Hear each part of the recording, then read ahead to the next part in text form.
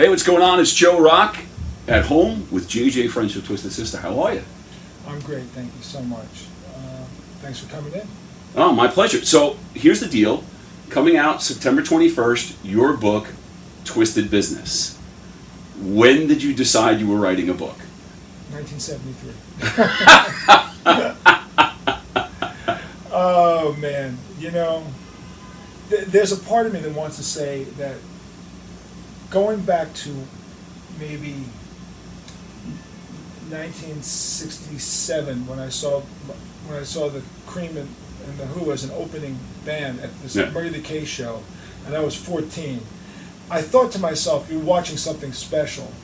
You know, it was special, right? Yeah. It's Yeah, absolutely. it's 1967. Yeah. It's rock bands weren't, quote, touring as bands yet, so the only way you performed was in a review. Yeah. So it was 10 bands. You know, it was Mitch Ryder and the Detroit Wheels and Wilson Pickett and the Young Rascals and Simon and Garfunkel, all these acts, and they performed 90-minute rotation shows, 5 shows a day for 9 days. Yeah. So each band could say they played, 47 or 49 shows, but each band only played 2 songs, because that's the nature Right. of a review, like the old Motown reviews. Yes, you know, absolutely. like you played your 3 hits and you're gone. Right. Stevie Wonder comes up, 3 hits, he's gone. Temptations, you know, Right. like that kind of, like the soul reviews. And even the old early rock and roll show reviews, same thing. Yeah. Get your hit Absolutely. single Yeah. and you're gone. So the Who did, from what I remember, I think they did My Generation I Can't Explain, and Okay. the Who, and the Cream did I Think I Feel Free and SU, because it was before Strange Brew even. Yeah. It was, it was before Tommy, right? It was Absolutely. really early on. Yeah. So you're 14 years old and you see a guy throw a guitar through a speaker, and oh my God, this is great, So I think I remember the day, and I remember thinking, remember this, and then as the '60s progressed, into the Fillmore days, when when, as because we've talked about it, when you could go see Zeppelin for $3, and you could see Jeff Beck for $3, and you could see the Grateful Dead for $3, and you saw them every weekend, Right. like every weekend, like nothing special. Like, what are you doing today? Leon Russell's playing 11. Let's go catch the Late Show. The Byrds are playing. Oh, Moby Grape. Who's opening up for Janis Joplin? Oh, the Grateful Dead. I'll be at that show. So we would go to those shows for $3, and while these were all happening, I consciously said, remember what you're watching, because the old adage of if you remember the '60s, you weren't there. I actually remember the '60s in a state of mind that is mind-bogglingly twisted, as a matter of fact.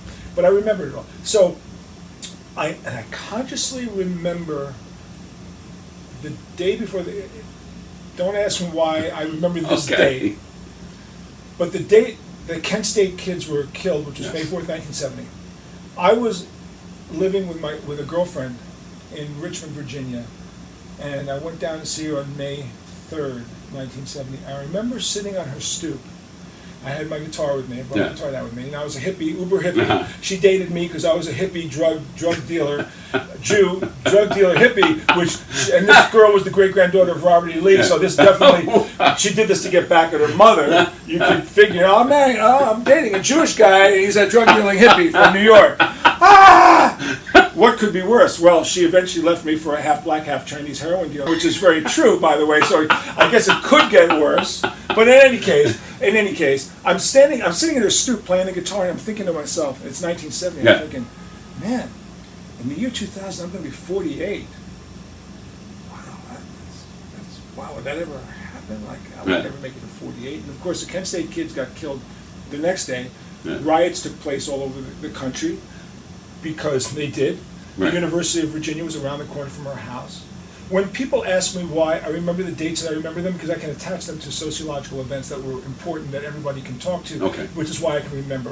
I use them as tent poles for my memory. So going back to your question about writing the book, I have always been analytical, and I've always tried to remember, and I've always kept things. Like I kept all my Fillmore books, I kept all my ticket stubs, I kept, I saw the Dead, 27 times, and remember them pretty much all of them, as wasted as I was. As wasted as I was, I saw them. In fact, almost every Grateful Dead live record that has come out from that period, I was at that show. The only band I saw more than the Grateful Dead was Twisted Sister, because I never saw the Stones 27 times. I never saw Led Zeppelin 27 times. I mean, I saw these bands a lot, but I saw the Dead 27 times. Jerry Garcia gave me a tab of acid at the Fillmore. It doesn't really get much more official.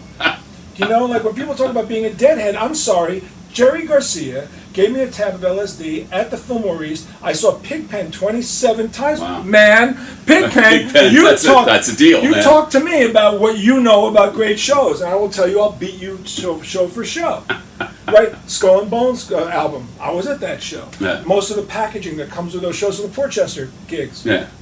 I was in those shows. Anything that happened between 68 and 71, I was there. Yeah. The point being, I was extremely aware every time I did this that I was seeing something that would never happen again. Okay? Yeah. And then Twisted happened, and as the book portrays my life, I talk about starting a diary as a therapeutic response to my mother's death, my girlfriend leaving me, and the band breaking up. And that diary became very important to me because that diary, which was essentially started because I was so depressed I wanted to kill myself, and I wanted to write down my mental state. Yeah.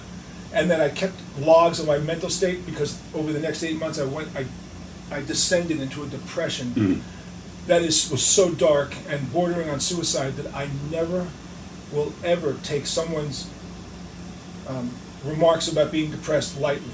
Yeah. Never. Like, you don't play with that. You never make fun of it. The only reason why no one recognized my depression was because I was super thin to begin with, because I'm in a rock and roll band, and rock and roll band guys back in those days looked like they were one level away from death as a fashion statement. So nobody knew. I mean, Keith Richards always looks dead. Yeah. They always look dead. They're all real thin. So, and I hid it from my brother, and nobody knew, and I wasn't sick, and I wasn't eating. Bottom line was I came out of the depression as a natural healing process, which I didn't even know existed. 8 months later, which I detail in the book, and the diaries kept going for 15 years. Yeah. And all through the Twisted period. Right. And then after the Twisted period, I knew that I was going to do some other things. Like when Twisted ended in '87, I thought, this can't be it. Like, there's got to be another chapter in my life. Maybe I'm so self-absorbed and so narcissistic, I think, this can't be the end of John J.J. French. There's got to be another chapter here that's going to be worth it, that people care about. In a way, you have to kind of believe that. Yeah. And it peeled out kind of that way. So, the actual formation of the book started about 5 years ago. Mm-hmm. But I have to say, Joe, that the foundations of the book go back to the diaries, go back even further than that. Yeah. Because I led a pretty crazy life. When people read about it, they go, wow. And I say, it wasn't unusual for my generation to live that kind of life. What's unusual is I survived that kind of life. Right? Yeah, That's absolutely. the unusual part. Yeah. I came through it alive with my brain intact with no police record. Which, trust me when I tell you, that's a hell of an Yeah, the accomplishment. police record thing is definitely amazing. I mean, I talked my way out of a 2-drug bust, which I guess convinced me I was pretty smart. Yeah. I talked my way out of 2-drug, which could have, hurt you severely. Yeah. I mean, having a record is not a good thing to have. Right. A police record, being put in jail, nobody wants that. So I talked my way out of 2-drug busts. When the police raided my high school after we took over the principal's office, during one Which, mind you, this is all in the book. we took over the principal's office in a defiant demonstration against racism that we perceived in the school administration, and this was in 1969, 1970. When the police came to arrest all the kids, I was in the bathroom. Not by design.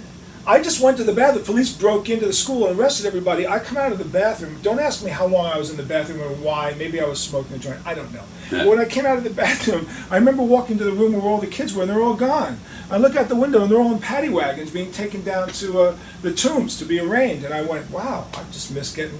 I could have been busted for that. Yeah. I mean, look, maybe the whole thing would have been thrown out anyway because it was a stupid thing and blah, blah, blah, blah. I'm sure none of those kids are carrying around felony arrests for taking over the principal's office in high Right. school. Okay. Having said that, I still didn't get arrested. I still didn't have a record. And I sued the Board of Education for violating my constitutional rights for handing out underground newspapers. So when you add all of this, and then you say to yourself, all this is going on before Twisted ever even With a blip. existed. Yeah. So all I'm doing is I'm dealing drugs, I'm a drug addict, I'm playing in a band, trying to get through high school, and involved in anti-war activities. I'm multitasking at a very high level. Not to mention the fact There was smuggling drugs in certain countries in Europe. Never got busted. Was the house dealer in Amsterdam at the Milky Way and the Paradiso, which are the two biggest drug clubs back in the 70s. I mean, if you want to be in a, every year a city is the year. So Yeah. 71, Amsterdam was the year. That was the year to be in Amsterdam. I get to Amsterdam, and they are giving out price sheets of drugs on the corner like a stock exchange. Yeah. I have one. I can show it to you in the interview. It shows how much a gram, so it's like stock market Yeah. shit. This is 1971. I bought my first half ounce of hash. I know back in those days it was $10 a gram. I think I paid like $10 for half an ounce, which is Yeah. ridiculous, right? And I remember smoking in the park, and a cop comes over to me. I think I'm getting arrested. I have a plate of Afghan hash. And he takes it, I'm thinking I'm getting arrested. He breaks it in half and says, "You're only allowed this much." I went, "Yo, I'm in the right place. Whoa. Thank you, Lord. Thank you for bringing me to this location, I was living in a hash dealer hotel. How do I know it was a hash dealer hotel? Because when I signed my name on the, the sign-in book, Yeah. it was a half a pound of Afghan hash was the paperweight of the sign-in book. Hello? Hello? So we would deal drugs every night, and I remember one night Argent played the Milky Way. Mhm. This Argent, "Hold Yeah. Your Head Up" was Yeah. the song, right? You guys still play know the "Hold Your song. Head Up," maybe? No, Okay. we don't play it. Okay, but you certainly may have at one point or another. Absolutely. Okay, so I'm just playing "Hold Your Head Up," and I'm watching this room where everyone's wrecked on Afghan hash, Yeah. right? So everyone's nodded out, like on the floor, like, "Hold your head up, ah," band's blasting. At the end of the song, I'm looking at the reaction, and he's like, 3 people raise their arm like in some mummy movie, like, and not that they weren't good, It's but just they nobody were totally out of it. Yeah. Chris Rock had a great line. He goes, "You ever get so stoned that you try to brush something off the floor, brush something off your shoulder and it's the floor?" Like that line. That's like what it was like, right? So it was unfettered drug dealing and drug using, and it was a big party. Everything was a party.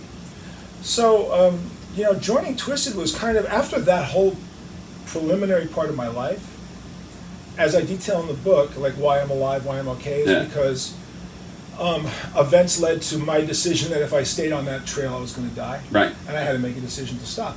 And as you probably know, because you know plenty of people like I do, very few people have the ability to do that. Right. Most people pay a permanent price. They either have a police record or they're hospitalized, Yeah, absolutely. institutionalized, Yeah. lost everything. Like the whole Megillah. You just flush your life down the drain. And I just woke up one morning and went, "Whoa. At the rate things are going, I'm going to die, or be put in a position that's going to kill me." And I stopped, and of course, here's the irony. So here I am, this druggy, super uber hippie 60s kid, Yeah. taking advantage of everything the 60s had, and then decide to change it. And I go from that, so my mother's happy I stopped, and then, "Hey Mom, I'm going to join a transvestite rock band." So I don't know what was worse for her in terms of what was worse. I'd rather you be a drug addict than Yeah, right. a transsexual, whatever, you're cross-dressing. What? It kind of went from no more joints past the makeup tray.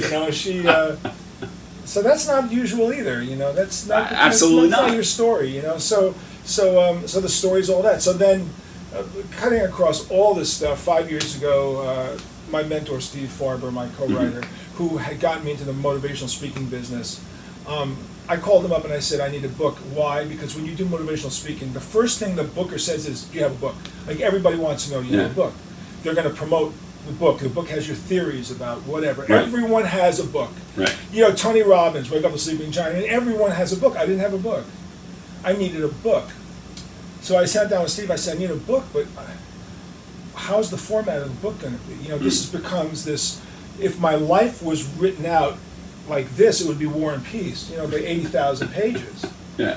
which we knew was a problem. Now look, I'm not saying my life is any better, worse, crazier than many people. Like you think Mick Jagger's life is astounding, Paul McCartney. People have amazing lives. But first of all, most people's lives shouldn't be written about because they're probably not that interesting. But I knew the value of my story, Right. because it's all story driven, right? So I knew the value of my story. So I said to Steve, "We need to incorporate my life with a business book, because I may only get one book. I may only get one shot. Right. If I'm going to get one shot, I need a business book but I also need to tell the story of my life. So I created this term, bizwar, business book and a memoir. Like rom-com is romantic comedy. Yeah. I'm a marketing guy. I thought I'll come up with the world's first bizwar. Perfect combination, business and memoir. And that was the operating mentality of how to weave those two pieces together. And then one day during my many walks in Central Park, the Twisted Method kind of came to me in one of those aha moments. Because when you listen to motivational speakers, every one of them has a theory. Every one of them has a premise. Right. They're trying to explain to you that you should be following their rules because this is how they think. Like Think Like a Monk by this author, I can't remember, was it Jay, I can't remember his last name. The point is, his thing is, if you think like a monk, you can operate on a higher level. Yeah. It's a book called Grit. This person says, that's the reason why you made it. Everyone has Right. a book, a theory. What was my theory? So I was doing these motivational speaking stories, and you know me, I'm a storyteller. I tell people these stories. And it dawned on me that the story could be woven through an easily rememberable word, twisted, and I would take each letter and apply it. And since you know as well as I do that most people outside the entertainment industry probably think that anyone who makes it does it by some alchemist's like desire of sex, drugs, rock and roll, fairy dust. You cut your finger, made a deal with the devil, whatever happened. God forbid it should be truly hard work. God forbid it should be real business. God forbid it should be real mental thinking, a structure that could make sense, that could actually apply to other people about everything. And I said, well, my rules of engagement, TWISTED, tenacity, wisdom, inspiration, stability, trust, excellence, and discipline, well, that's applicable to everything. Whether you're selling shoes or rock and roll, whether you're a banker, a lawyer, or your life. I don't care what it is. It's applicable to everybody. So we set out to write the book, and I said, if the book is successful, it's going to be successful because anyone can read this book and go, wow, yeah, I've been there. I felt that. I understand where that comes from. And so that's what the method of reinvention became as the focus of the book. So it really started coming together 5 years ago. Yeah. And then Steve and I sat down for hours and hours and hours and hours of stories, and just imagine what that's like. 'Cause, I don't have to imagine what it's like. We've done it. the stories don't end. I mean, Steve and I have been friends for 10 years, and the other day we were doing a show, and he goes, I never heard that one. I said, there's plenty more you didn't hear. There's so many of them. I mean, man, if you pay attention, life is pretty damn funny. Oh, absolutely. It's also tragic. And given enough time, tragedy plus comedy, tragedy plus time equals comedy. I've managed to pretty much glean comedy out of just about everything I've done. Because what's the choice? I mean, what's really the alternative? That you kill yourself? I mean, you can get so depressed. You can lose hope. You can, we all can. God knows we've all been in really dark places. And we have seen enough people in the rock world who've done that over the last few years. Yeah, and what I say to people is, I've gone through two periods of death in my life. When I was 18, 19, 20, I lost friends to drugs, being killed, drug deals, ODing. So I went through that loss there, and then I went through a nice long period of no loss, and now natural causes is taking out everybody else. I mean, we're sitting here, it doesn't seem like every day we're getting another text. Oh, absolutely. This guy's going, that one's going, that one's going, that one's going, that one, and not necessarily for nefarious reasons. Right. Just, It's health. time marches on. Time marches on. So, I'm going to be 70 next year, and I think I've really learned to really appreciate every day, because God knows we don't know what's going to happen tomorrow, and so you respect the days now, because there's more. The distance from here to the end is way shorter than it ever used to be. Yes. It gets shorter every day. So let's just say we try to appreciate it. Hopefully the book is a positive book.